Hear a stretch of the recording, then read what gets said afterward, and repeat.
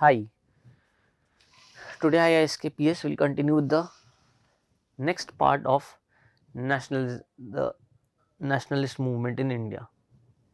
nationalist movement, ठीक है।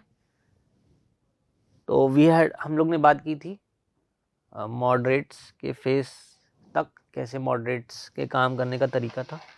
Now we'll continue with the rise of extremism. अब जैसा कि मैंने आपसे बताया कि कांग्रेस का जो फर्स्ट पार्ट था मॉडरेट फेज, नरम दल, वो 3 पीस सिस्टम पे काम करता था। और उस 3 पीस सिस्टम में जो इंडियंस थे वो काफ़ी मतलब पेशेंस या वायलेंट नहीं होकर के अपनी बात रखना चाह रहे थे। एजुकेटेड लोग थे, ओल्ड लोग थे, तो वो चाहते थे पीसफुली सारी चीज़ें हो जाएं। बट किन्हीं इंसिडेंट्स ने ऐसा कर दिया कि जो आपकी कांग्रेस है उसमें एक और गुट बन गया, एक और ग्रुप बन गया। और उन्होंने कहा नहीं नहीं नहीं, ब्रिटिशर्स हमारी बात मान नहीं रहे, हमको अपना एटीट्यूड चेंज करना पड़ेगा। और फिर वो जो एटीट्यूड लाए वो था गरम दल।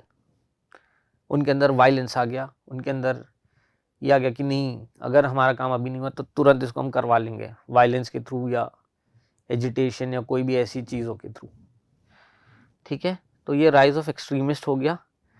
इसके पीछे रीज़न क्या है, इसके पीछे आपके, इसमें सबसे पहले हम बात कर लेते हैं 3 लोग थे जिसकी वजह से बहुत पॉपुलर हुआ, जिसको हम कहते हैं तिकड़ी या ट्रायो। लाला लाजपत राय, बाल गंगाधर तिलक और बिपिन चंद्र पाल। इन्हीं 3 लोगों के अंडर ये मूवमेंट या ये जो आप सेक्शन कह सकते हो गरम दल वाला, इन्हीं के अंदर ये अंडर में ये चला। ठीक है, तो ब्रिटिश का एक अनसिम्पैथेटिक एटीट्यूड था। मैंने आपसे कहा कि वो कांग्रेस में बाद में थोड़ा सा इंटरेस्ट उनका कम हो गया और कोई भी जो बातें रखी जा रही थी उस पर वो जल्दी विचार विमर्श नहीं करते थे या उस पर कानून नहीं बना रहे थे। इसके अलावा वर्ल्ड में कुछ इवेंट्स हुए। इथोपिया जो है इथोपिया जीत गया जो है इटली से। जापान जीत गया रशिया से 1896 में, 1904 में। तो उस टाइम पे ये सारी चीज़ें इंडियंस के भी जो पेपर है, यहाँ पे जो पेपर्स हैं उसमें छप रही थी ये बातें। और वहाँ पे वो देख रहे थे कि भाई छोटे छोटे देश बड़ी बड़ी काम कर ले रहे हैं, या बड़े बड़े जो इम्पीरियल्स उनके ऊपर राज कर रहे थे उनके ऊपर वो जीत हासिल कर लिया उन्होंने। दे वर विक्टोरियस। तो Indians also felt that they could be victorious against the British. ठीक है, साथ ही साथ चाइना, टर्की और इजिप्ट में भी कुछ रेवोल्यूशनरी मूवमेंट्स थे। तो इससे इंडियंस को कुछ एक कह सकते हो आप सपोर्ट मिल गया कि हाँ भाई हम भी आगे बढ़ेंगे। अब इस टाइम पे एक इंसिडेंट ऐसा हो जाता है इंडिया में जिससे कि ये जो गरम दल है इसको अपनी बात रखने का या ग्रुपिज्म करने का मौका मिल जाता है। पहले ये कम थे, मतलब इतना ये डोमिनेंट नहीं थे। 1905 में आपका लॉर्ड कर्जन जो है वो बंगाल के 2 टुकड़े कर देते हैं।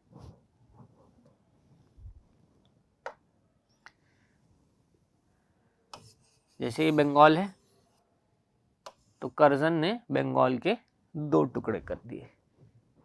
ये हो गया ईस्ट बंगाल, ये हो गया वेस्ट बंगाल। अब ब्रिटिशर्स ने या कर्जन ने जो रीज़न दिया वो ये था कि भाई बंगाल बहुत बड़ा है और हम संभाल नहीं पा रहे हैं इसको। लेकिन जब लोगों ने इसको समझा या देखा ध्यान से तो उनको ऐसा लगा कि ब्रिटिशर्स ने हिंदू मुस्लिम एक डिवाइड एंड रूल पॉलिसी खेलने की कोशिश की। ऐसा क्यों? ऐसा इसलिए क्योंकि वेस्ट बंगाल में हिंदूज मेजॉरिटी में दिख रहे थे और ईस्ट बंगाल में मुस्लिम्स मेजॉरिटी में दिख रहे थे। तो इससे इंडियंस को लगा कि हमको धर्म के आधार पे बांटने की कोशिश की जा रही है। अब ये एक ऐसा हो गया कि कांग्रेस में इसके इसमें विवाद हो गया और कांग्रेस के 2 टुकड़े हो गए। The Congress became 2 parts in at Surat session. मतलब बंगाल पार्टीशन के 2 साल बाद कांग्रेस के 2 टुकड़े हो गए। इसको हम कहते हैं सूरत सेशन या सूरत स्प्लिट ऑफ कांग्रेस। ठीक है, कांग्रेस के 2 टुकड़े हो गए इस बात पे कि भाई तुमने अब तक जो नरम दल था वो क्या करवा पाए ब्रिटिशर्स से। ब्रिटिशर्स तो और ऑपरेसिव पॉलिसी लेके आ रहे हैं और शोषण कर रहे हैं इंडियंस का। ठीक है, तो बंगाल के लोग बहुत यूनिटी के साथ खड़े हुए। जो बूढ़े बुजुर्ग लोग हैं उन्होंने यूथ को समझाया कि भाई देखो आप डिवाइडेड मत हो जाना कम्युनल लाइंस पे। ये पहली बार ऐसा हो रहा था इंडिया में। कोई ऐसा ना सोचे कि भाई अब मेरे हिंदू भाई वहाँ कम हैं तो वो खतरे में होंगे या मुस्लिम वहाँ कम हैं तो वो खतरे में होंगे। इस तरह की सोच निकालने के लिए और यूनिटी के साथ काम करने के लिए आगे बढ़ने की बात कही। तो काफ़ी लोगों का जो यूनिटी थी या जो उनके सेंटिमेंट्स थे या जो उनका स्ट्रगल था वो एक तरह से कुछ दिन बाद वो रंग लेके आया और करीबन 6 साल के बाद इस पार्टीशन को रद्द कर दिया जाता है। मतलब ये जो पार्टीशन होता है on the basis of population as said by the government, that clause, that issue is totally cut off, cancelled, and Bengal becomes one state again.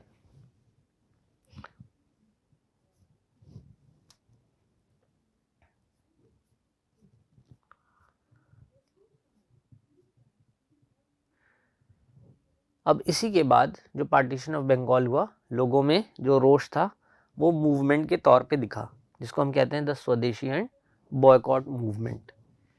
लोगों ने कहा कि इसी सरकार को जो लोगों को लड़वाए, कम्युनल बेसिस पे उनका रोज़गार छीने, उनके लिए लॉज न बनाए, उन्हीं के कंट्री में राज करके, उसके लिए कुछ करना पड़ेगा। और फिर उन्होंने करा क्या, उन्होंने अपनी देश की चीज़ों को ज़्यादा इम्पोर्टेंस दी। कहा कि नहीं, यहाँ की जो चीज़ होगी हम उसका इस्तेमाल करेंगे, स्वदेशी मेड गुड्स। बाहर की कोई भी चीज़ होगी उसको आग लगा दो, बाहर की कोई भी चीज़ है उसको बॉयकॉट कर दो, स्कूल कॉलेजेस मत जाओ। ठीक है, इस तरह से इन्होंने कुछ मास मूवमेंट चलाने की कोशिश की। ये पहला मूवमेंट था without the presence of any major leader like Gandhi. So these were powerful weapons of the extremists. The British goods were boycotted. People were asked to abstain from buying foreign products. बड़े बड़े आग के bonfires lit किए गए और उसमें अलाव जलाए गए बहुत बड़े बड़े। जैसे होली का में आप देखते हो, होली में होली दहन, होली जो आपका आग जलाया जाता है एक दिन रात में होली से पहले, ठीक उसी तरीके से बड़े बड़े आग के अलाव जलाए गए और उसमें जितने भी ब्रिटिश मेड प्रोडक्ट्स हैं उनको डिस्ट्रॉय कर दिया गया। तो ये जो प्रेशर पड़ा सरकार के ऊपर, इसको 6 साल बाद सोचिए आप, after such a long time the government was pressurise to annul the partition. मतलब पार्टीशन को रद्द कर दिया गया। Partition of Bengal was removed and Bengal became one state again.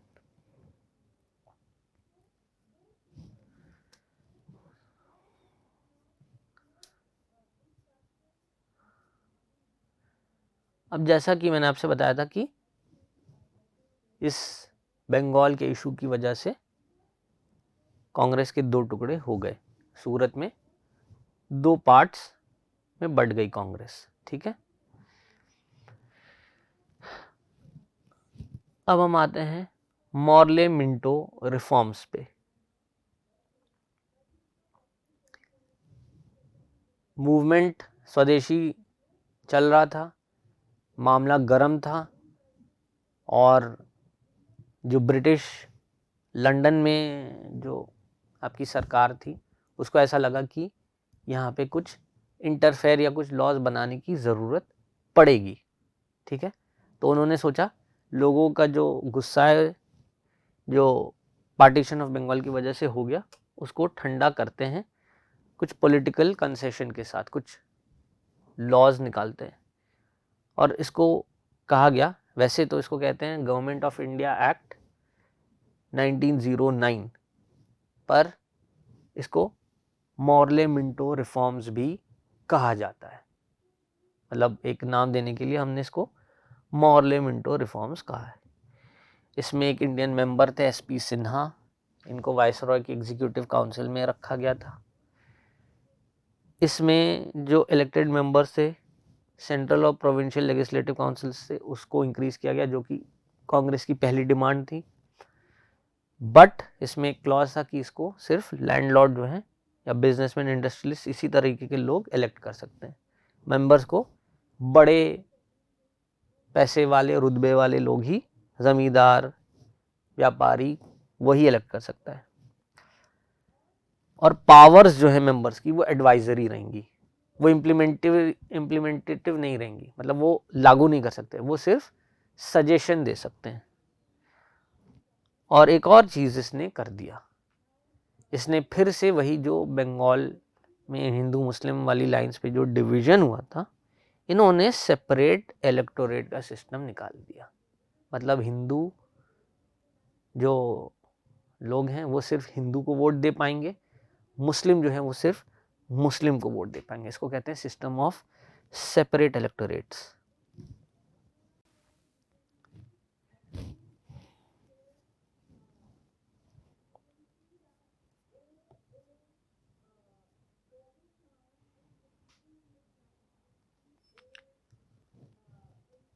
ठीक है, तो आप देख सकते हैं ये एक रेवोल्यूशनरी की इधर फोटो भी है, खुदीराम बोस, इनको बहुत कम टाइम पे हैंग कर दिया गया। तो आज के लिए हम लोग इतना रखेंगे, नेक्स्ट क्लास में इसके आगे वाली टॉपिक को कवर किया जाएगा। Thank you.